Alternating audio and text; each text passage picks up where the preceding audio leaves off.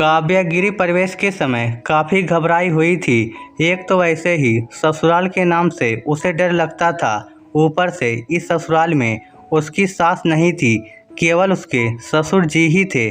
खैर, रिश्तेदारी की महिलाओं ने सारी रस्में करवाई और 2 दिनों के बाद पूरा घर मेहमानों से खाली हो गया। सारे मेहमान लौट गए थे और काव्या पर घर गृहस्थी की जिम्मेदारी आ गई थी। वैसे तो काव्या हर काम में निपुण थी, लेकिन उसे अपने ससुर जी से बहुत डर लगता था, क्योंकि माधव जी जरा कठोर स्वभाव के अनुशासन प्रिय व्यक्ति थे। घर की बड़ी बूढ़ी महिलाओं ने भी उसे समझा दिया था कि वह अपने ससुर जी के सामने जरा संभल कर रहे। काव्या चूँकि जॉब भी करती थी, इसलिए दिन भर तो आराम से निकल जाता था, लेकिन जितने भी समय वह घर में रहती थी उसे माधव जी से डर लगता रहता था। मगर धीरे धीरे उसे यह एहसास हुआ कि भले ही माधव जी अपने बेटे को डांट फटकार देते थे, लेकिन बहू को कभी कुछ नहीं कहते थे, इसलिए धीरे धीरे वह उनके साथ सहज होने लगी। माधव जी डायबिटीज के मरीज थे, तो काव्या उनके खान पान का ध्यान रखने लगी। उन्हें सुबह शाम टहलने के लिए भेजती थी। शुरुआत में तो वह नानुकुर करते थे, लेकिन धीरे धीरे वह भी बहू की बात मानने लगे। हालांकि बातचीत वह अभी भी बहुत ज़्यादा नहीं करते थे, लेकिन फिर भी घर में सब कुछ समान सा ही लग रहा था। कभी कभी जब वह ज़्यादा मीठा खाने लगते तो काव्या उन्हें थोड़ा डांट भी देती थी, फिर भी वह उसे पलटकर जवाब नहीं देते थे। यह देखकर आदित्य हैरान था, क्योंकि उसने आज से पहले पिता का ऐसा रूप कभी नहीं देखा था। काव्या देख रही थी कि इधर पिछले 1 सप्ताह से माधव जी के चेहरे पर एक अनोखी चमक आ गई थी। आदित्य भी हैरान था। उसने काव्या से पूछा, आखिर आजकल पिताजी इतना खुश कैसे रहने लगे हैं? काव्या बोली, मुझे क्या पता, वो टहलने के लिए जाते हैं, उसके बाद आकर अपनी दिनचर्या में लगे रहते हैं। पता नहीं उनके मन में क्या चल रहा है। एक दिन आदित्य ऑफिस से घर आया तो उसकी पड़ोसन आंटी ने उसे बुलाकर कहा, आदित्य, कल मैंने देखा कि तुम्हारे पिताजी तुम लोगों की अनुपस्थिति में किसी औरत को घर लेकर आए थे। मैंने तो उसे पहले कभी नहीं देखा। यह सुनकर आदित्य हैरान रह गया। उसने काव्या को यह सब बताया तो काव्या को भी कुछ ठीक नहीं लगा और वह कहने लगी, हमें पिताजी से इस बारे में बात करनी चाहिए। आदित्य बोला, बात तो तुम्हारी ठीक है, लेकिन ऐसे कैसे मैं उनसे बात कर लूँ? मुझे थोड़ा अजीब लग रहा है।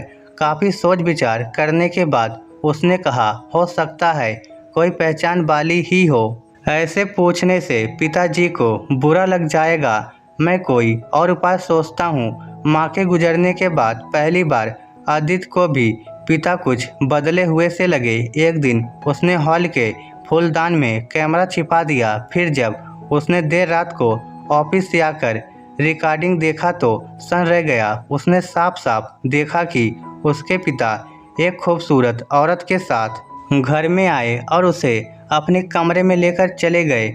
फिर वह औरत 2 घंटे के बाद कमरे से बाहर निकली। आदित्य को बहुत गुस्सा आया कि उसके पिताजी ये सब क्या कर रहे हैं। उसने सोच लिया कि कल सुबह ही वह मौका देखकर अपने पिताजी से इस बारे में बात करेगा। अगले दिन जब वह सुबह उठा तो उसने देखा कि पिताजी सुबह से ही कहीं गायब हो गए थे। वो उनके कमरे में जाने लगा तो उसने देखा कि दरवाजे पर ताला झूल रहा था।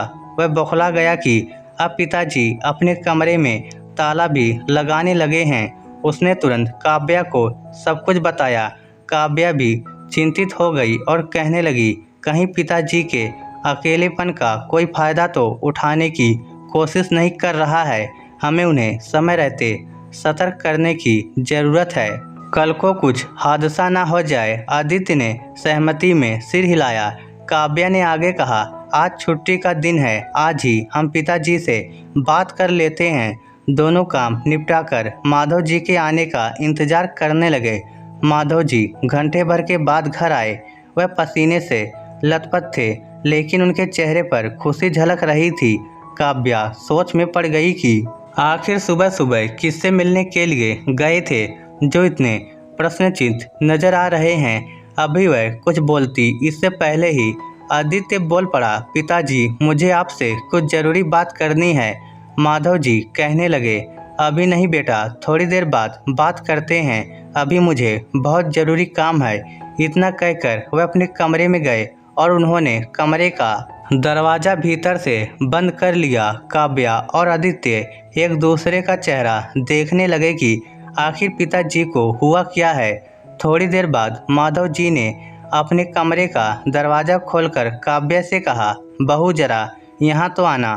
काव्या ने आदित्य की ओर देखा और धीमी गति से ससुर जी के कमरे में पहुंची। आदित्य भी पीछे पीछे चला आया। भीतर का नज़ारा देखते ही काव्या आश्चर्य से उछल पड़ी। पूरे कमरे में आर्टिफिशियल फूलों, लाइटों और गुब्बारों से बहुत मनभावन सजावट की गई थी। कमरे के बीचों बीच टेबल पर एक केक रखा हुआ था।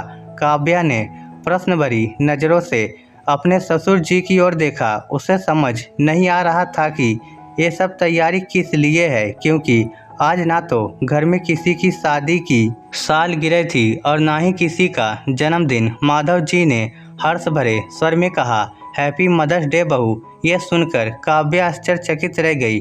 तब माधव जी ने भरे गले से कहना शुरू किया, बहू मेरी माँ को तो मैंने बहुत पहले ही खो दिया था। मेरी परवरिश चाची ने की, पर वह भी मुझे ज़्यादा प्यार नहीं करती थी। फिर जब मेरी शादी हुई तो मेरी पत्नी ने मेरा बहुत ध्यान रखा। उसके सानिध्य में मैं अपने जीवन के नए रंगों में घुलने लगा और बचपन का हर दर्द भुलाने लगा।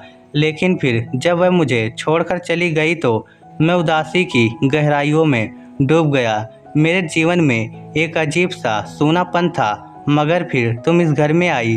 तुम्हारे प्रेम में मुझे माँ के ममत्व का एहसास होता है।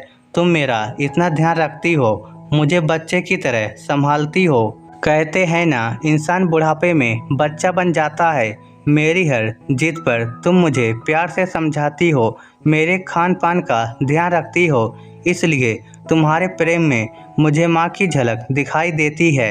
मैंने कभी अपनी माँ को तो स्पेशल फील नहीं करवाया, लेकिन आज के दिन मैं तुम्हें खास महसूस करवाना चाहता था। इसलिए मैंने यह तैयारी की। तुम आगे भी इस बच्चे का ध्यान रखोगी ना। यह सुनकर काव्या की आंखों से अपने आप ही आंसू बह निकले। आदित्य की आंखों के कोर भी गीले हो गए। उसे अपनी माँ याद आ गई।